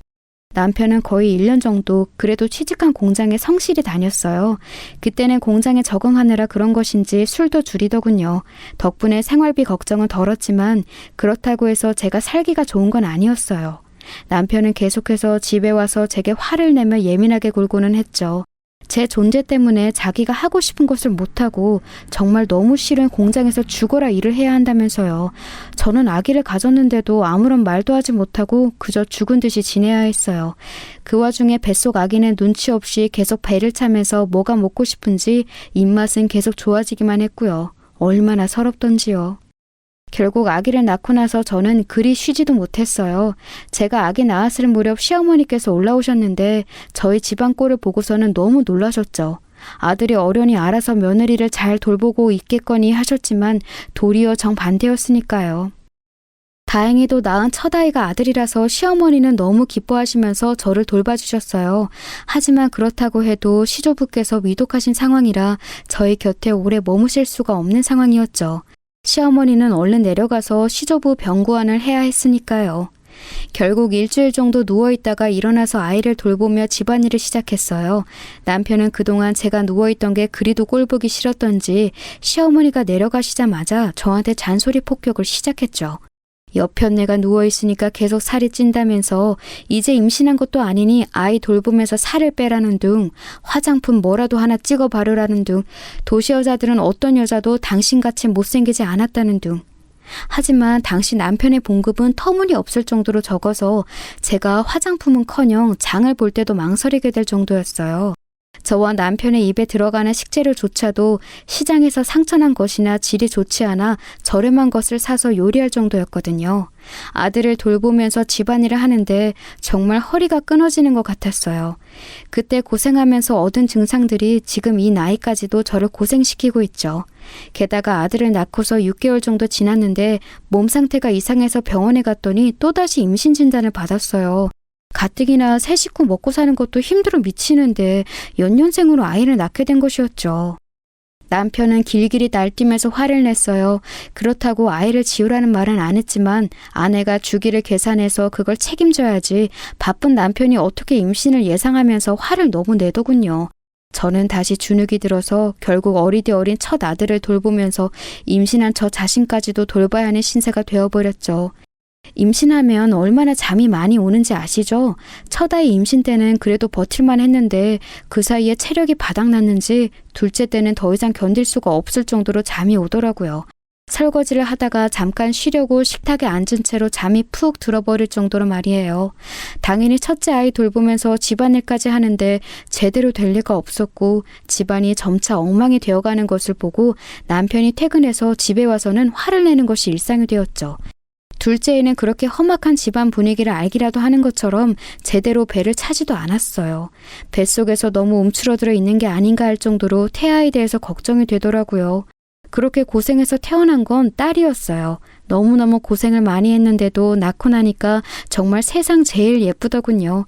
아들도 딸도 모두 원했기 때문에 하나씩 낳고 나니 세상을 다 가진 것 같았어요. 앞으로 살 일이 큰일인데도 아무 걱정이 안 되더라고요. 남편도 갓 태어난 딸을 보는 그 순간만큼은 정말 기쁜 듯 감격한 얼굴을 하고 있었고요. 연년생으로 둘째를 낳고 나니까 남편은 이제 피임 철저히 하자는 말을 하더군요. 딸이 예쁜지 그래도 그때는 남편이 기분이 많이 풀려 있었어요. 하지만 사실 그 당시 제일 대표적으로 아이 안 낳을 수 있는 방법은 남편들이 묶는 거였거든요. 정관수술이요. 그런데 남편은 그건 또 하기 싫다는 거예요. 그걸 하면 남자 정력에 문제가 생긴다나 뭐라나? 이상한 소문을 들었는지 정관수술 같은 건 남자가 받는 게 아니라면서 저한테 약을 먹어서 피임을 하라고 하더라고요. 지금은 피임약이 어떤지 모르겠는데 당시에는 약이 정말로 독했어요. 부작용도 많았고 그것 때문에 저도 많이 힘들었었죠. 연년생으로 첫째, 둘째를 전부 돌보면서 몸은 상할 대로 상하고 너무 힘들더라고요. 지금 생각해도 다시 돌아가서 하라면 못할 정도로요. 아이들은 세상에서 가장 예쁜데 그걸 생각해도 벅찰 만큼 힘겨웠어요. 둘째를 낳은 직후에는 그래도 행복해 보이던 남편도 곧장 원래 상태로 돌아왔죠. 직장이 너무 힘들고 이렇게 일하게 만든 제가 세상에서 제일 못나고 나쁜 마누라고 심지어 애까지 둘 낳아놨으니 먹여 살릴 처자식이 셋이나 된다는 게 세상에서 가장 부담스러운 일이라고도 했어요. 물론 혼자 외벌이로 처자식 생계를 책임져야 한다는 게 보통 일은 아니죠. 저도 알아요. 하지만 그렇다고 해서 그 당시에 그런 가족이 거의 대부분이었는데 제 남편만 특별한 일을 하는 건 아니었잖아요. 그런데도 저는 천하의 나쁜 여자가 되어서 모든 원망을 혼자 다 받아야 했죠. 직장에 취업하면서부터 술을 줄였던 남편은 다시 술을 많이 마시기 시작했고 심지어 여자하고 바람도 피웠어요. 처음에 바람 피운 걸 알게 된 것도 기가 막혔죠. 공장에서 점심 식사를 구내식당에서 줬는데 그게 맛이 없다고 저한테 도시락을 싸달라고 했거든요. 그런데 하루는 제가 늦잠을 자서 도시락을 못 사줬어요. 남편이 노발대발하면서 직장에 나가는 남편은 제 시간에 일어나는데 집에서 노는 여편네가 늦잠을 잔다고 도시락 싸서 시간 맞춰 공장으로 배달해 오라고 화를 냈죠. 저는 어쩔 수 없이 도시락을 싸서 아이들을 방에다 두고서 남편 공장으로 갔어요. 점심시간에 딱 맞춰서 가기에는 조금 늦을 것 같아서 약간 일찍 갔는데 공장 담벼락 옆에서 남편이 담배를 피고 있더라고요.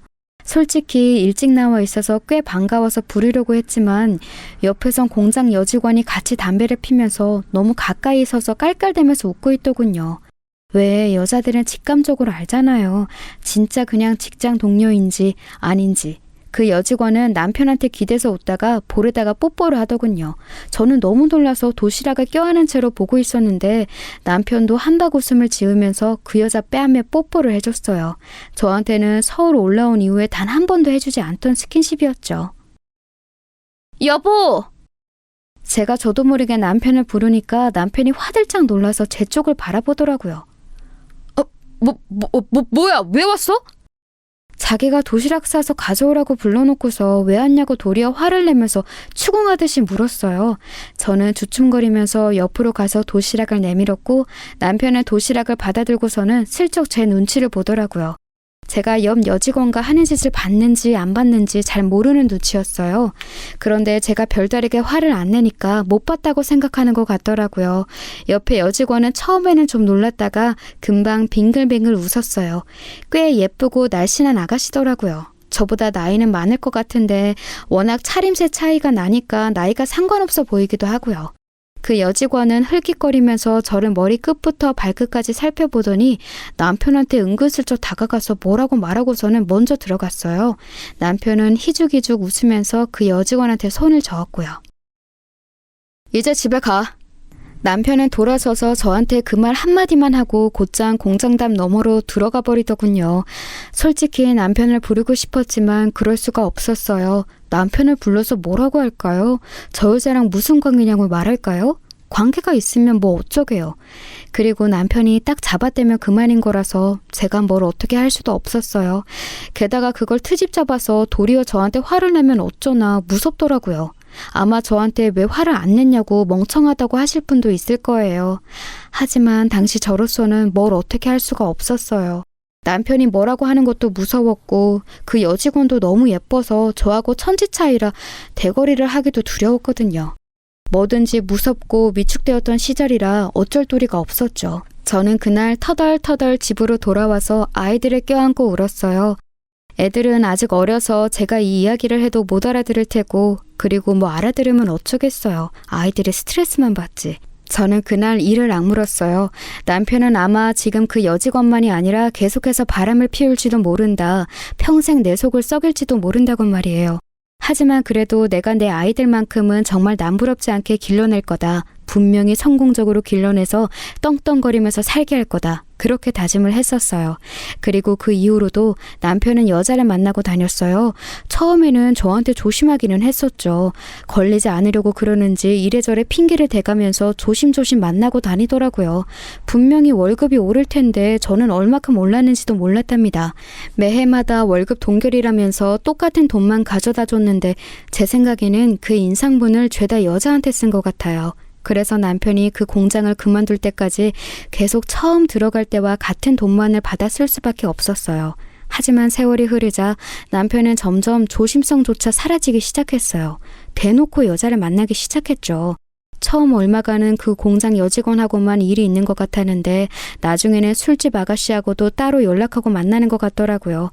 대놓고 재킷 주머니 안에서 여관 영수증이 나오고 이름 모를 집에 열쇠가 나오고 했어요. 아마 만나는 여자 집의 열쇠였겠죠.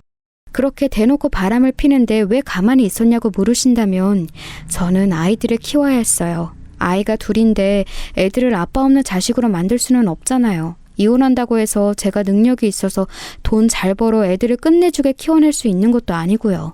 만약 능력이 있었다면 남편을 쥐잡듯 잡았을지도 몰라요. 나중에는 정말 손끝 하나 닿는 것도 싫어질 정도로 징그럽게 여자를 만나댔으니까요. 하지만 제가 무능력하고 애는 둘이나 있는데 둘 다 어린 상황에서는 도대체 어떻게 할 수가 없더라고요. 그래도 여자만 만날 때는 나았었죠. 남편 나이 40 중후반쯤 되었을 때였어요. 애들도 이제 중학생이나 된 상태였는데 그때가 가장 돈이 많이 드는 시기잖아요. 애들이 하고 싶어 하는 것도 많고요.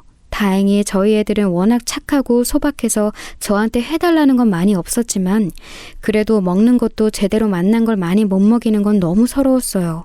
그런데 가뜩이나 생활비도 모자라서 쩔쩔매는데 남편이 갑자기 공장을 그만두겠다고 하더군요. 그때쯤 남편은 그래도 꽤나 오래 근속해서 나름 자리를 잡은 상태였는데 그걸 그만두겠다고 하는 거예요. 여태까지 모은 돈으로 사업을 하겠다고요. 아니 지금껏 생활비도 쪼들렸는데 모은 돈이 어디 있나요?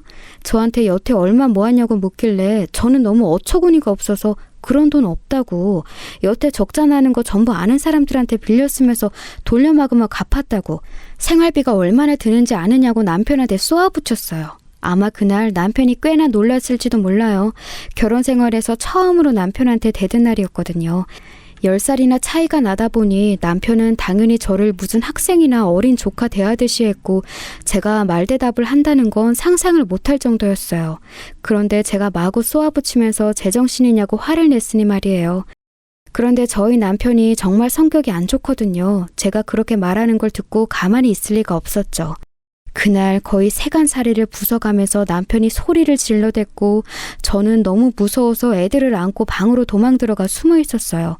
방문을 잠갔더니 문을 부셔버리겠다면서 남편이 두드리는데 정말 너무 무섭더군요. 오금이 떨릴 지경이라 애들을 껴안고서 창문으로라도 나가야 하나 고민을 할 정도였어요. 물론 3층 집이라서 불가능했지만요. 결국 남편은 정말로 공장을 그만두고서 사업을 시작했어요. 정확히는 자기 사업도 아니고 친구 사업에 이름 공동으로 올리고서 투자를 하는 거였죠. 사실 남편이 얼마나 허세가 가득한 사람인지를 생각해보면 그때까지 공장 얌전히 다닌 것만 해도 참 많이 참았다 싶기는 해요. 아마 여자를 만나면서 잘난 척하고 싶은 욕구를 풀었던 것 같은데 이제 40 중후반쯤 되니 돈이 없으면 아마 여자들이 안 만나줬던 모양이죠. 공장에 다니는 것 정도로는 도저히 여자 떵떵거리만 만날 정도의 여유가 없으니까 결국 투자 꼬드김에 넘어간 거였어요. 남편을 꼬드긴 건 서울 올라왔을 때 초반에 사귀었던 술친구였는데 딱 봐도 너무 양아치라서 제가 진짜 싫어하던 사람이었죠. 그런 인간한테 넘어가서 투자라뇨. 근데 대체 돈이 어디서 나서 투자를 했나 너무 궁금하더라고요. 남편은 딱 자기 사업가라고 친구 사업에 돈 내서 투자했다고 우스대면서 말하는데 제가 볼 때는 절대 돈 나올 구석이 없었거든요. 너무 수상한데 그걸 제가 동네 친한 아줌마한테 고민하면서 이야기했더니 혹시 집 담보대출 받은 거 아니냐는 거예요. 정말 정신이 아찔했죠. 아니나 다를까 확인해보니 정말로 집 담보대출을 받아서 투자한 거더라고요. 시댁에서 그 오랜 예전에 밥 팔아서 사주셨던 이 조그만 집을 그나마도 대출을 받아서 사업한답시고 넣어버리다니 게다가 대출도 정말 한계까지 끌어다가 내버렸더라고요. 만약 그 사업이 잘못되면 정말 우리 집 가족들은 거리에 나앉게 되는 거였어요. 저는 화를 내고 싶었지만 남편이 그렇게 방문하고 집안을 전부 부술 것처럼 발광하던 게 잊혀지지를 않았어요. 애들은 몸 성이 지켜야 하고 저도 다치고 싶지 않았으니까요.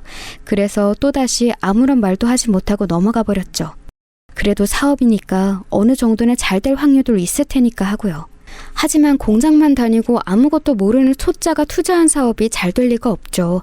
게다가 그 친구는 양아치 중에 양아치라 사업이 잘못되어 가자 돈을 통째로 싸들고 도망가 버렸어요.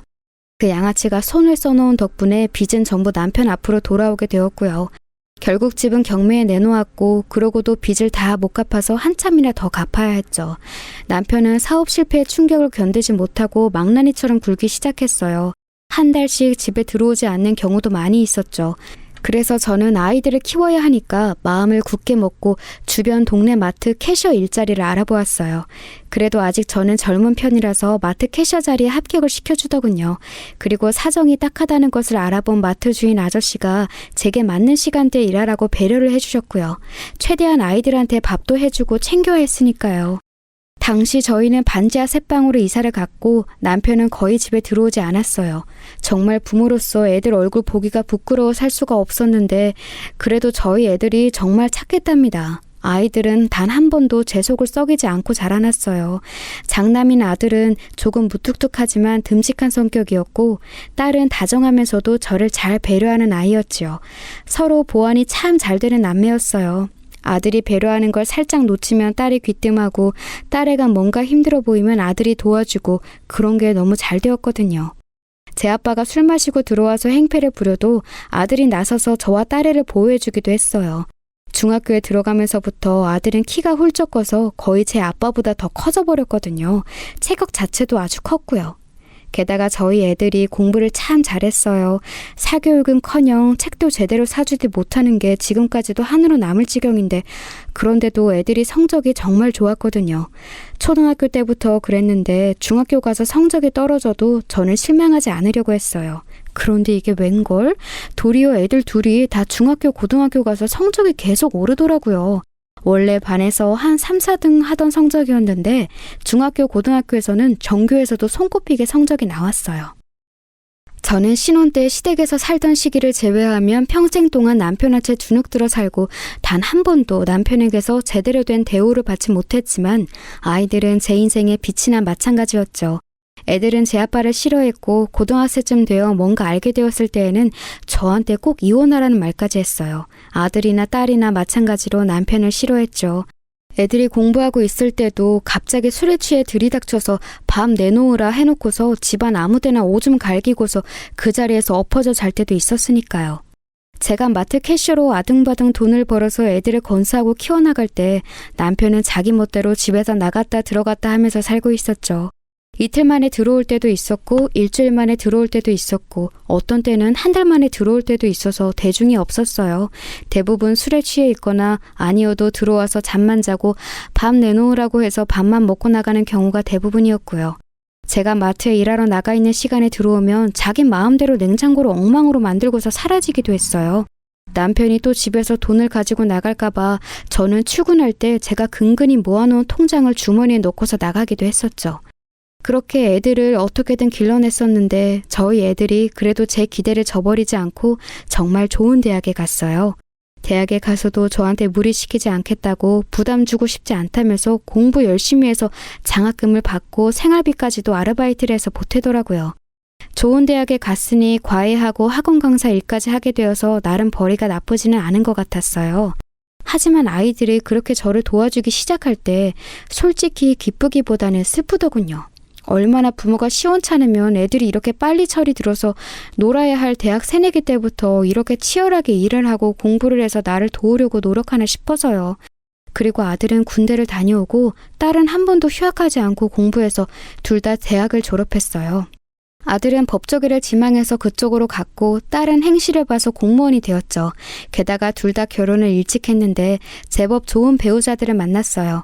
애들이 그리 좋은 환경에서 자라진 못했지만 본인들이 워낙 훌륭하게 성장한지라 딸은 대학 시절 은사님이 소개해준 교수분 아들과 아들은 법조계에서 만난 상사의 지인인 정치 쪽 인맥과 결혼했죠.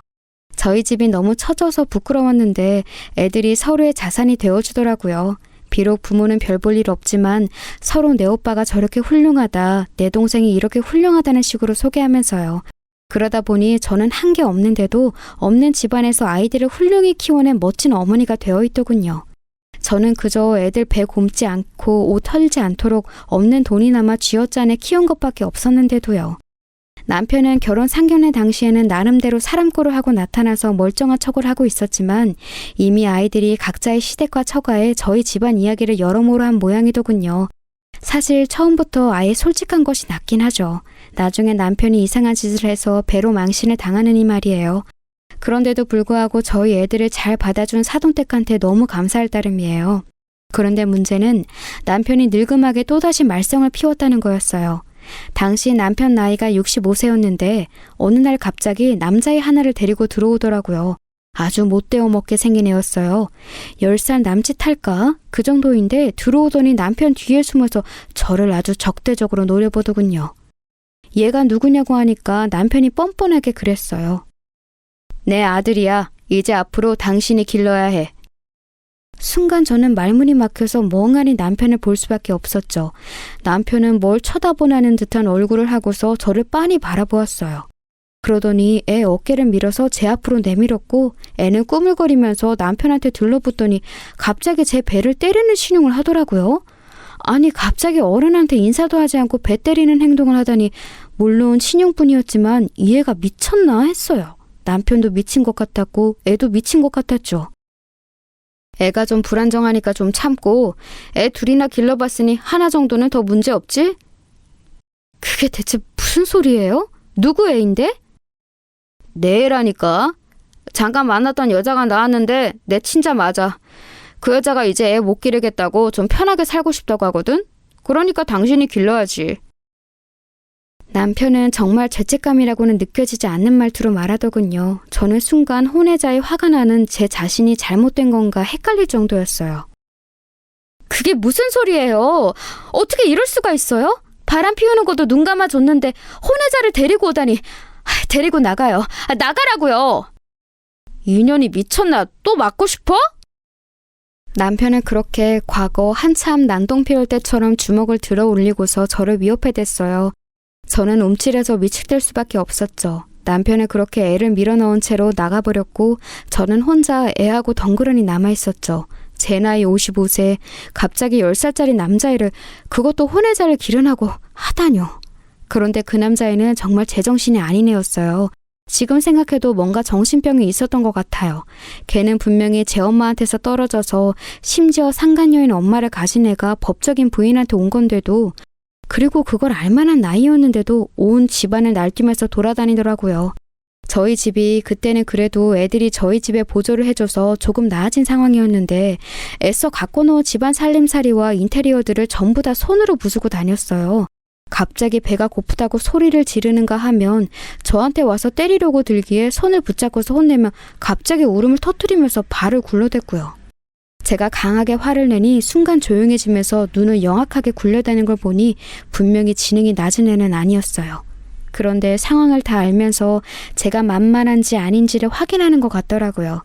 저는 너무 이 상황과 그 애의 존재 자체가 끔찍해져서 애를 일단 방 안에 들어가게 해놓고 항상 의지하는 딸한테 전화를 했어요. 사실 일하면서 스트레스를 받는 딸한테 이런 이야기를 하고 싶지는 않았지만 제가 이 상황을 뭘 어떻게 할 도리가 없더라고요. 엄마, 왜 그래? 무슨 일이야? 목소리 왜 그래? 제가 거의 울먹이는 소리로 전화를 하자 딸이 다급한 목소리로 무슨 일이냐고 물었어요. 저는 지금껏 남편한테 당해온 일들이 전부 몰려들면서 너무 억울하고 화가 나서 말도 제대로 나오지가 않았죠. 저는 간략하게 오늘 남편이 혼외자를 데리고 왔는데 이러이러한 아이다. 그런데 나더러 키우라고 한다. 라는 상황을 줄여서 이야기했어요. 딸은 기가 찬지 말을 하진 못하더군요. 딸아이는 당연히 저희 가족이 지나온 길을 샅샅이 알고 있었으니 더욱이나 어이가 없었겠죠. 여태까지 남편이 얼마나 가족에 기생하면서 살아왔는지 그리고 가족을 돕기는커녕 얼마나 고통스럽게 괴롭혀왔는지를 잘 알았으니까요. 딸은 알겠다며 잠시 좀 마음 달래고 있으라고 하고서는 전화를 끊었어요. 그러고 나서 황당한 채로 멍하니 거실에 앉아있는데 곧 아들한테서도 전화가 오더군요. 아마도 딸이 아들한테 상황을 전했던 모양이에요. 어머니, 그냥 가만히 계세요. 제가 곧 갈게요. 아니야, 네가 지금 왜 오니? 너 일하고 있을 거 아니니? 지금 일이 문제가 아닌 것 같아요. 곧 갈게요. 그런 후 불과 1시간 정도 지난 후에 아들이 도착했어요. 곧 딸도 함께 왔죠. 둘은 집으로 들어와서 그 혼외자 애가 있는 방을 들여다봤는데 영악하게 눈알 굴리면서 말썽을 피우려고 드렁거리는 꼴을 보고서는 혀를 찼어요. 저는 애들이 충격받았을까봐 너무 걱정했는데 아들도 딸도 별로 충격을 받지는 않았고 그저 화만 난 모양이더군요. 아들은 완전히 굳은 얼굴로 그 혼외자 애를 다시 방 안에 거칠게 들여보낸 후에 문을 닫아버렸어요. 저도 아버지 아들이지만 쟤는 정말 아버지를 완전히 닮았네요. 꼴도 보기 싫어요. 아들은 무뚝뚝하고 냉철한 편이라 저런 말을 거의 안 했거든요. 무척 거친 말투에 저는 좀 놀랐어요. 딸은 눈을 찌푸린 채로 팔짱을 끼고 있다가 한숨을 푹 내쉬었죠. 그래도 우리가 자식 노릇은 하려고 노력했어. 그렇지, 오빠? 그래.